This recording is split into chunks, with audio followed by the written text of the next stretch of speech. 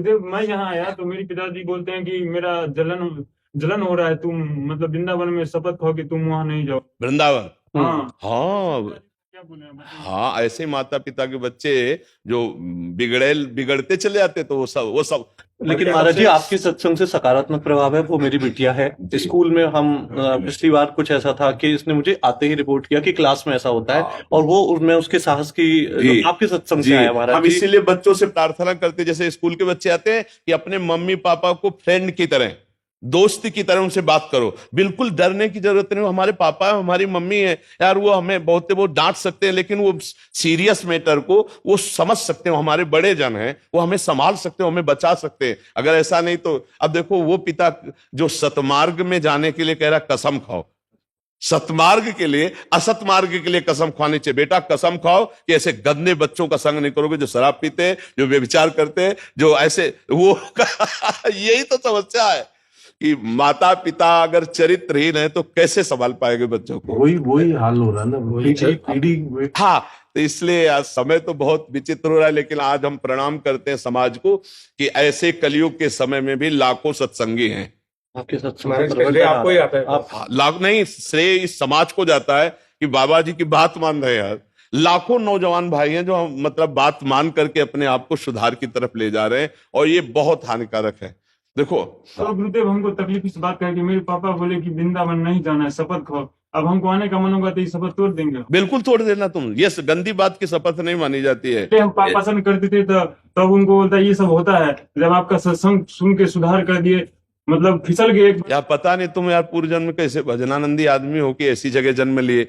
नहीं तो देखो मतलब बहुत विरोधी बात है। तुम इतने सज्जनता की तरफ बढ़ रहे हो, तो माता पिता को सुख होना चाहिए। बाबा जी बनने के लिए नहीं हम कह रहे, लेकिन सज्जनता तो होनी चाहिए ना। गंदे आचरण नहीं होने चाहिए। गंदे आचरण हो चुके हैं, उसका बिल्कुल। कपड़ा गंदा हो जाए तो क्या साबुन नहीं है क्या धोने के लिए? लेकिन सत्संग सुनने के बाद भी अगर फिसल गए तो फिर भी चिंता मत करो। कुश्ती लड़ने वाला ही दांव में चूकता है, फिर हम आगे तैयार होंगे। कमजोरी नहीं, 1000 बार गिर जाओ तो भी तैयार हो जाना है। चिंता गलाए जा रहे हैं हमको। नहीं, चिंता मत कर यार, नाम जप कर। बुत्सा संपन्न मदीर्घ सूत्रम क्रिया विधेयज्ञम व्यसन स्वशक्तम सूरम कृतज्ञम दृढ़ सौहृदंच। फिसला तू ही है, तू ही खड़ा होगा, तू ही पैर जमाएगा, तू ही रौंद के निकल जाएगा। मेरी बात मान, हारने की जरूरत नहीं। तू भगवान का अंश है। बन सकता हूँ गुरुदेव, वीरवान। हम भगवान के अंश हैं।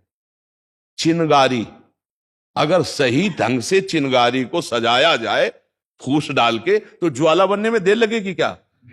हम उसी ज्वाला की चिनगारी हैं, जिसे परमात्मा कहते हैं, जिसे ईश्वर कहते हैं, उसी की चिनगारी हैं। तो चिनगारी को आप चिनगारी मत रहने दो।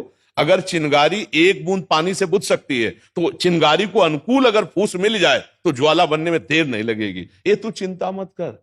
बस गंदी दृश्य देखना बंद कर मोबाइल से, और गंदी हरकत करना बंद कर, और दंड बैठक मार, 2-3 किलोमीटर दौड़, सात्विक भोजन कर, सत्संग सुन, नाम जप कर, देख तेरे जीवन में प्रकाश आता है। जब आपका सत्संग सुनते हैं तो मेरी मां बोलती है मोबाइल ही फोड़ देंगे। मोबाइल फोड़ देंगे? हाँ तो सुन, अब हम उसका उपाय बता रहे हैं। सुन, जब उनके बीच में रहो तो सुनो ही मती सत्संग। और कान में ऐसे सत्संग आजकल लगा है, कोई पूछे क्या सुन रहे हो, कहते फिल्मी गाना सुन रहे। भैया, झूठ से झूठ को निकाल दो। जैसे कांटा लगता है तो कांटे जैसी आकृति से कांटा निकालते हैं। ये संसार झूठा है, इसको झूठे देखो। एक बार विभीषण जी के मकान में लिखा था राम राम राम। रावण को शिकायत पहुंची कि आपके शत्रु का नाम तो आपका भाई लिखे। तो रावण मंदोदरी के साथ वहां पहुंचा। उन्होंने कहा ये राम हमारा दुश्मन, तुम कैसे लिखे हो? बोले उनका थोड़ी नाम लिखे, तो रा से रावण, मां से मंदोदरी, आप दोनों का नाम लिखे। मुस्कुरा दे, चल दिए। भगवान के मार्ग में चलने के लिए झूठे संसार को झूठ से बहला के निकल चलो। अब जैसे हम रो रहे हैं भगवान के लिए, अगर हम किसी से बताएंगे भगवान के लिए रो रहे हैं, तो हमारा भाव हट जाएगा। तो रो काहे के लिए? आज थोड़ा दर्द है, हम उसे बहानेबाजी कर देते हैं, हम उसे झूठ बोल रहे। वो झूठ नहीं, किसी का प्राण ले रहा हो झूठ, किसी का अपहरण धन कर रहा हो झूठ, किसी को कष्ट दे रहा हो झूठ, उस झूठ से बचना है, जिससे कि हमारा झगड़ा बच जाएगा और हमारा भजन बच जाएगा। अगर हम कहते कि हम वृंदावन जाएंगे, हम भजन करेंगे, हम सत्संग सुनेंगे, तो अभी कलह हो जाएगी। सत्संग नहीं सुनना, पक्का नहीं सुनेंगे। और जब एकांत में भी कान में लगा के सत्संग सुन लिए, भगवान का नाम अंदर अंदर जप कर रहे हैं। कभी अवसर मिला, लोग जाते दुनिया में मनोरंजन करने, तुम भाग के एक दिन वृंदावन आ जाओ। भाग भाग के आए? 5 बार आ गए वृंदावन। अरे बड़ी कृपा है बच्चा, यहाँ एक बार भी आना मुश्किल है। श्री राधिका कृपा बिन सबके मननगम, श्री जी की आपके ऊपर कृपा है। बिना गलती हुई आप नहीं करेंगे, आप पर वो सब माफ हो जाएंगे। हमारी बात सुन रहे हो ना, हम नहीं कह रहे, हमारे भगवान कह रहे हैं। सर्वधर्मान परित्यज्य मामेकम शरणम ब्रज, अहम त्वाम सर्व पापेभ्यो मोक्षयिष्यामि मा शुचा। जो गलती हो गई है, देखो कहीं ना कहीं हमसे अज्ञान से गलती हुई। हम भले ज्ञानी बनते हैं कि हमें पता था कि नहीं होना चाहिए, पर वास्तविक हमें ज्ञान नहीं था, हमसे गलती हो गई, तो भगवान कृपालु हैं, वो क्षमा कर देंगे। नाम जप करो। नाम जप जानते हो, वो बोर्ड जैसे लिखा हो उसको मिटाने वाले को क्या कहते, डस्टर। नाम जप डस्टर है, ऐसे मिटा देगा साहब। नाम संकीर्तनम यस्य सर्व पाप प्रणाशनम। हम कोई बात मनमुखी नहीं कहते, तस्मात् शास्त्रम प्रमाणम। नाम संकीर्तनम यस्य, तुम्हारे हृदय रूपी बोर्ड में जो पाप लिख गया है, ये डस्टर की तरह मिटा, डिलीट कर देगा। भूल ही नहीं पा रहा हूँ पाप जो हुआ है। नाम को पकड़ो तो भूल जाओगे उसे।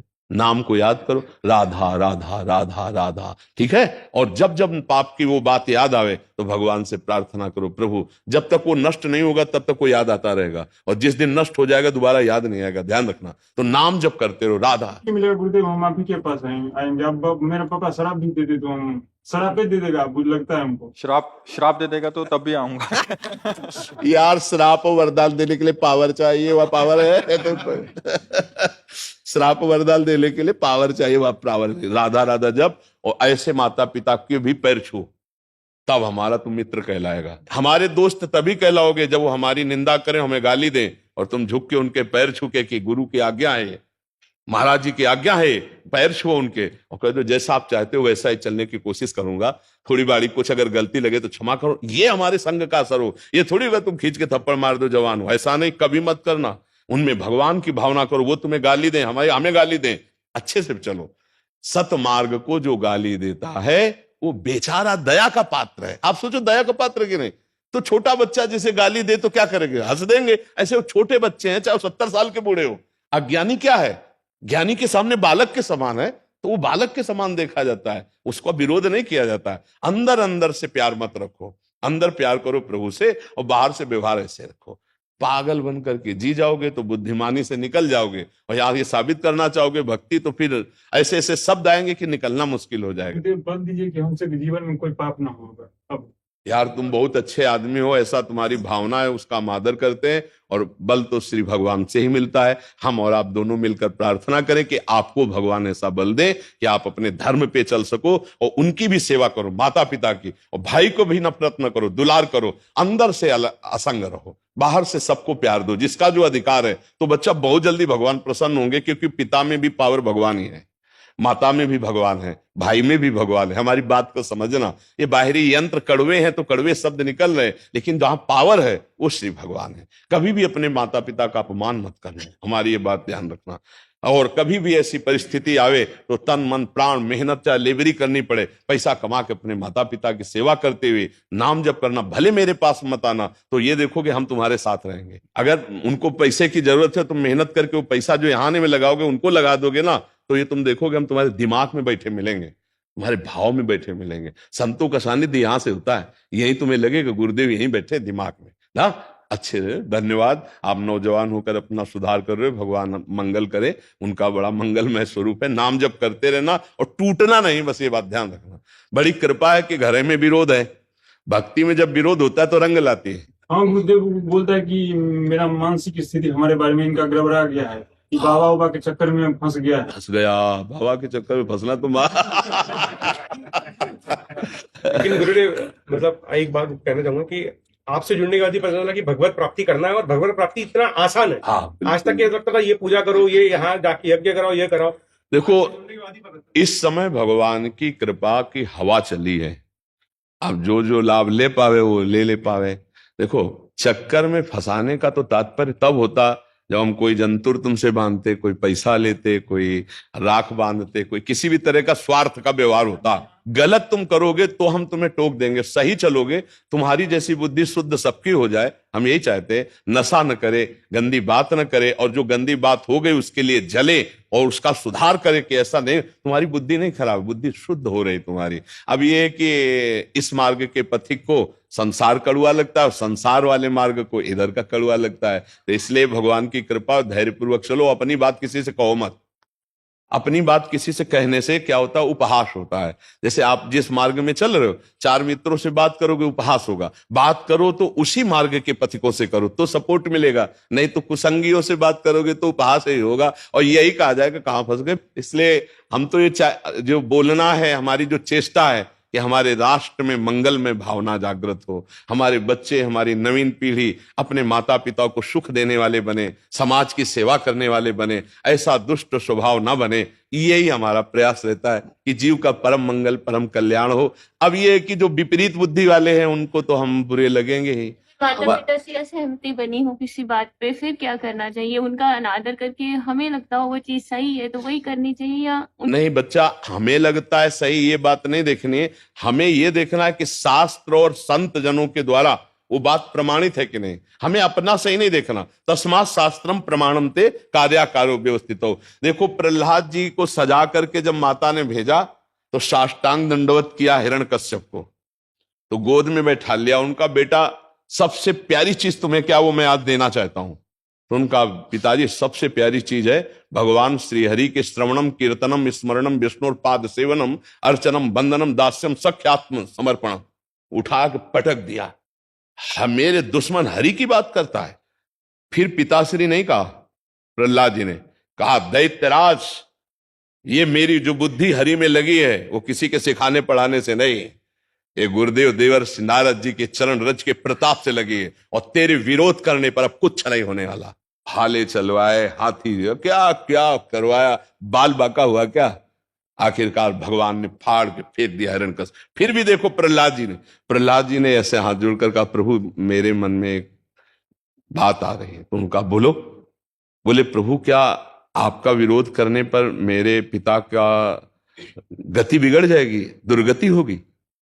तो उनका, जिसके तेरे जैसा बालक हो उसकी दुर्गति कैसे हो सकती? भले वो मेरी निंदा करे, भले तेरा विरोध करे, पर तेरे जैसा जिसके बालक हो, मतलब पिता भी सदगति को प्राप्त होता है, माता भी सदगति को। तो सतमार्ग को तो जानते हो ना, सतमार्ग पे चलने पर यदि कोई विरोध करे तो हमें उसकी बात नहीं माननी। असत मार्ग में चलने पर यदि हमें सपोर्ट करे तो हमें उसकी बात नहीं माननी। जैसे की बात ले लीजिए कि अगर हम जैसे घर में कोई व्रत त्योहार है, कुछ दान देते हैं, इस पर हम नहीं बोलेंगे, इस पर नहीं बोलेंगे। तुम्हारा अधिकार नहीं देने का।